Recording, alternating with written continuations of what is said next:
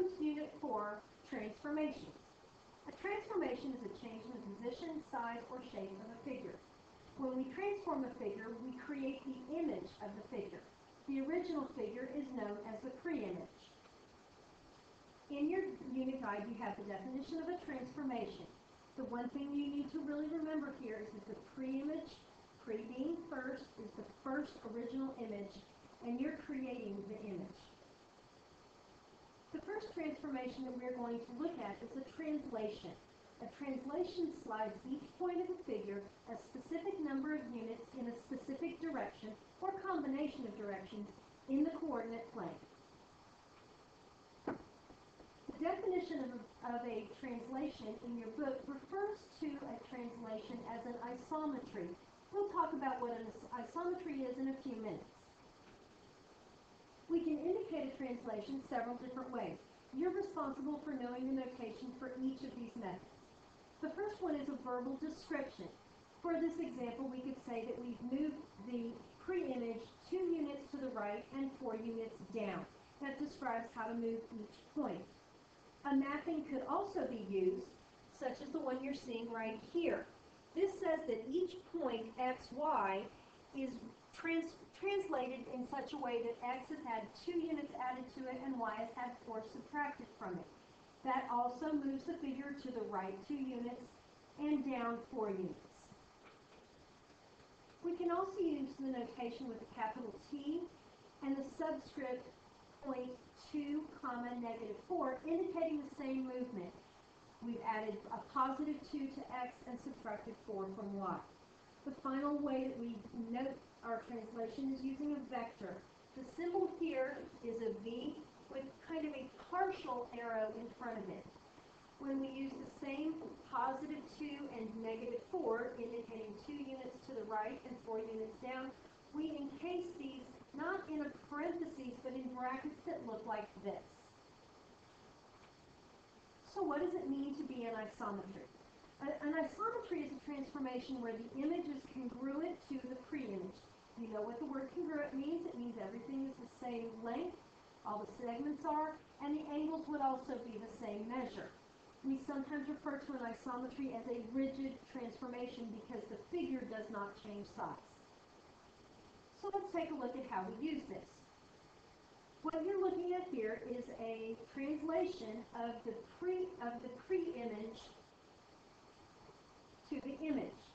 The arrow is the vector that was used to make this translation. So we're going to describe this in each of those 4 ways. Verbally, we could say that our figure has moved right 4 units and down 2 units. The mapping is going to show what happens to the point x, y. Since we're moving right 4 units, our x value will have 4 added to it. Since we're moving down 2 units, our y will have 2 subtracted from it. T notation, again, is going to use that lower subscript point with a positive 4 and a -2, showing what we've done to our xy point. And finally, our vector is going to look kind of the same, we just note it slightly differently. That's the vector that we would be using to translate our figure. Now stop the video and try the next one on your own. Go through all 4 types of notation and then turn the video back on and check your answers. Make sure that as you're doing this that you know which figure is your pre-image and which one is the image. You can tell that when you look at any given point because the one with the tick mark, which is red prime, it has to be your image. So we've moved from G to G prime. That gives us a translation of right 2 units and up 4 units. Your mapping should look as follows, with your notation and your vector following. Now let's go the other way. This time we've been given a pre-image and told how to translate it. We've been told 2 different translations, so we're going to perform 2 different translations. The first one is the notation T62. That means I'm going to take each point 6 units to the right and 2 units up. I can tell that I'm going right and up because both are positive. The new point M would be right here. So we're going to note that M prime. N prime would move to this point, and O prime up here. Don't forget to actually draw the figure, and you should visually look at it and decide, does that look pretty much like the original does? And oops, I have a problem. How can I fix this? If you look at point M, I moved it 6 units to the right, but I didn't move it up 2 units. Let's fix that. Knowing that it's an isometry helped me catch my mistake. Now let's look at the second transformation. This translation takes us through the point x minus 1, y minus 2, which means each of my x values should have 1 subtracted from it, which will move it 1 unit to the left. Y should be having 2 subtracted from it, moving it 2 units down. Try this one on your own, and then turn the video back on to check it.